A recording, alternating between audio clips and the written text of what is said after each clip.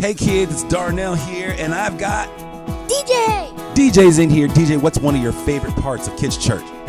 Singing and dancing. Singing and dancing. So I say we do a little bit of that right now. How about you? Ready to sing and dance? Yep. Let's do it.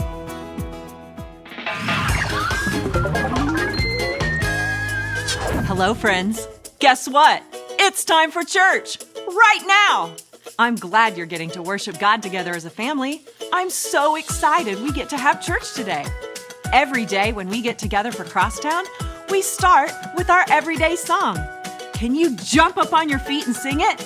Let's go!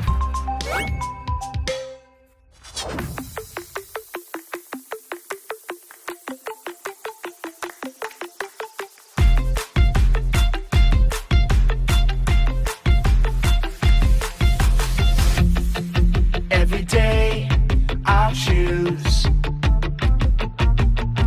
Jesus, I will follow you.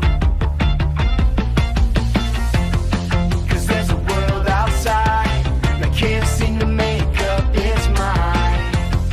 It's saying this and that, that and this, everything's changing all the time. You are the light, the truth, the way. So I'll say, hey, every day I'll choose Jesus, I will follow you. Let everything I do honor you every day.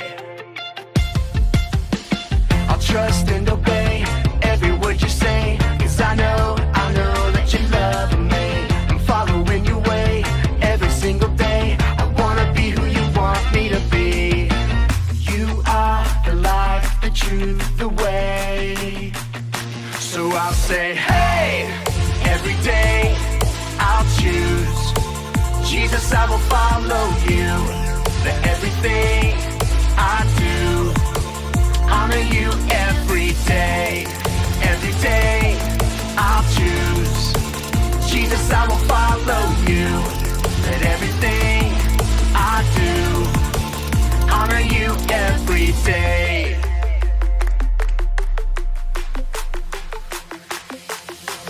Every day I can Trust you, Jesus, every day I choose to honor you, every day I can reflect you to others, every day I am who you say I am. You are the light, the truth, the way, and I'll follow you every day. I'll say, hey, every day I'll choose Jesus, I will follow you. Let everything I do honor you every day. Every day I'll choose Jesus, I will follow you. Let everything I do honor you every day. Hey, every day I choose Jesus, I will follow you. Hey, every day I'll choose Jesus, I will follow you. Hey, every day I'll choose Jesus, I will follow you. Hey, every day I'll choose Jesus, I will follow you. Hey everyone, my name is Brittany, and we're so excited you are joining us today. Leading up to Easter, we're talking about a few stories that happened the week that Jesus was crucified and raised from the dead. And today we're talking about a story that takes place the night Jesus was arrested. Jesus was praying in a garden with his disciples, and while he was praying, he asked God a very interesting question. He asked God if there was any other way to save the world from sin. And then he said, if so, let it be that instead. But he said something very important, and it's what we're talking about today. He said, nevertheless, not my will, but yours be done. And sometimes it's hard to choose God's way, but God's way is ultimately always the best way. And that's why today we're saying every day I make choices that honor Jesus. But before we get to that, we're going to start things off by singing a song together. So go ahead, stand up, and sing this out with us as loud as you can.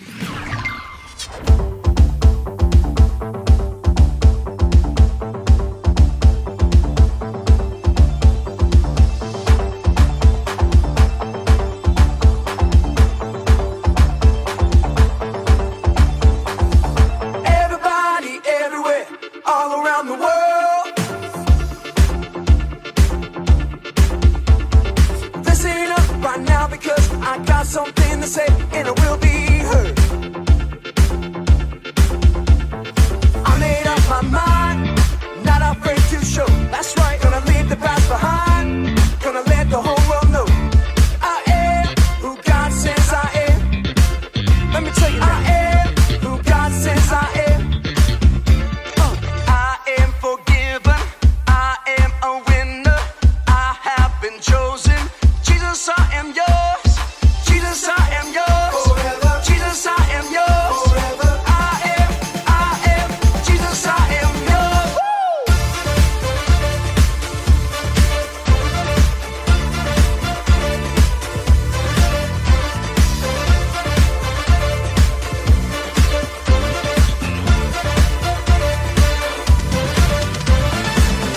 I belong to the one who saved me.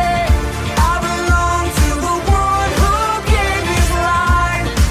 So I will take my place. I will stand and say, Jesus, I am yours.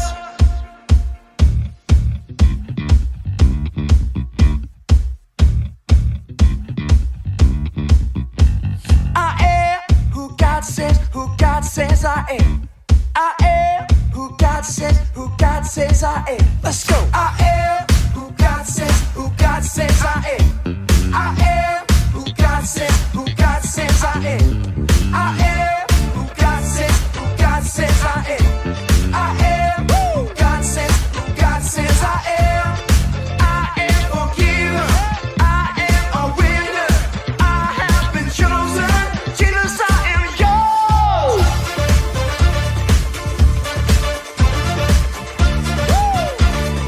Jesus, I am yours.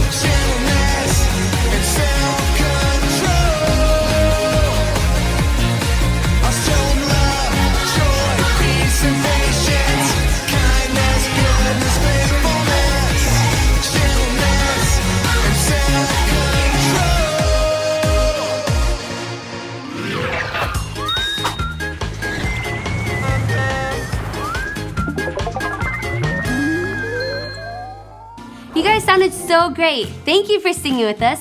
And now we're going to take some time to watch a Bible story together. And like we said before, we're going to be talking about the story of Jesus in the Garden of Gethsemane. So let's take a look. Jesus and his friends were quiet as they walked along the narrow path just outside of town. It was a cool, dark night, and they were headed to their favorite place to pray, the Garden of Gethsemane. Jesus came here often to talk to his Father, but he knew this time would be the last. "Will you stay awake and pray with me?" he asked his friends. But it was getting late, and even though they tried, their eyes got heavy and they drifted off to sleep under the olive trees. As they were sleeping, Jesus prayed. He had done this many times before, but on this night it felt different. He knew that it was almost time for him to fulfill his mission. He and his Father had planned it since the very beginning. Jesus was about to suffer for the sins of the whole world. The mission was going to cost him his life. "Father," Jesus cried as he knelt on the ground, "do we have to go through with this? Can we get your children back any other way?" But deep down, Jesus knew what he had to do. "Father, I trust you," he said. "I will do it." Just then, Jesus heard something off in the distance.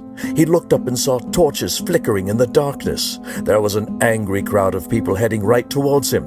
He woke up his friends, and as the crowd got closer, they could tell by the swords and spears twinkling in the moonlight that these men were soldiers. They had come to arrest Jesus, even though he had never done anything wrong. As the soldiers approached, they said, "We're looking for Jesus of Nazareth." Jesus wasn't scared of what was about to happen, so he said boldly, "I am." When he said this, the power of God knocked the entire mob of soldiers to the ground. Jesus could have easily just walked away, but he didn't. He let the soldiers arrest him and take him away. His friends didn't understand what was happening, and they were scared of what might happen to them, so they ran away. They left Jesus all by himself. In our story today, Jesus was praying in the garden before he was arrested. And while he was praying, he asked his Father if there was any other way to save the world from sin. And if there was, let it be that. But then he said something so powerful. He said, "Nevertheless, not my will, but yours be done." He made a choice to go God's way, even though it was the most difficult thing anyone would ever do. And we all make choices all the time. Our good friend Pastor Cameron is going to talk to us more about that now. So let's check it out. Before we get started today, I want to ask you all a question. By show of hands, how many of you have made a choice today? Everyone's hands should be raised because even if you didn't raise your hand, you chose not to raise your hand. Ha-ha! Somebody just gotcha. We all make choices all the time. Like, what clothes should we wear? Or what do we eat for breakfast? Or do I brush my teeth this morning? Or are teeth even worth it? Whether we realize it or not, we are constantly making choices. Today we're saying every day I make choices that honor Jesus. So what does that mean? Let's talk about it. There are a few different types of choices that we all make every day. And each of these choices is like a different path. The first type of choice is like the path where there's really no right or wrong way. You know, the kind of choices that are like, should I eat Lucky Charms this morning or Cinnamon Toast Crunch? God's not going to be looking down on you from heaven, shaking his head saying, should have had the Cinnamon Toast Crunch. He's not going to do that because ultimately these choices have no right or wrong answer. Whether you eat Lucky Charms or Cinnamon Toast Crunch, both paths lead you to eating a delicious bowl of cereal. The second type of choice is the path where our way and God's way line up. These are the easy choices, the kind of choices that you know are right and you want to do them. You want to go God's way. In these choices, it's easy to follow God down the right path because it's the best looking option. It's kind of like how I have no desire to karate chop my grandma. I know God wouldn't want me to karate chop my grandma, and I love my grandma, so I would never want to karate chop her, so stop asking me. I know the choice is wrong, and I have no desire to go down that path. It's easy to choose God's way. The third type of choice is the path where we have to choose between our way and God's way. These choices aren't so easy. Sometimes the wrong choices may look fun and feel like the better option, but ultimately, when we choose our way over God's way, it's called sin. And sin is what separates us from God. God's way is the only path that leads to Him. And some of you may hear what I just said and think to yourselves, that means that you'll never have the things that you want anymore. And that when you go God's way, you never get to have any fun anymore. But that's not the case. A lot of the time, our way and God's way will line up, like I talked about in the second kind of choice. God does want you to have fun. He does want you to have nice things. But when things don't line up, there's God's way and there's our way. Which way are you going to go? We see Jesus make this third kind of choice in our Bible story today. Sometimes we will think that Jesus never had human desires and he always wanted exactly what God wanted. But that's not true. We saw Jesus have a very human moment in our story today. Remember, Jesus is all God, but he's also all human, which is confusing, but it's important to remember that he was also a human. When Jesus was praying in the garden, he asked God if there was any other way to save all of us. If so, let it be that instead. Jesus did not want to go through all of that pain, all of that suffering, and the cross. He knew it would be the most painful thing anyone would ever experience. But he said something very important as he was praying in Luke 22:42. Nevertheless, not my will, but yours be done. Jesus chose to go God's way, even though it was the hardest thing that anyone would ever have to do.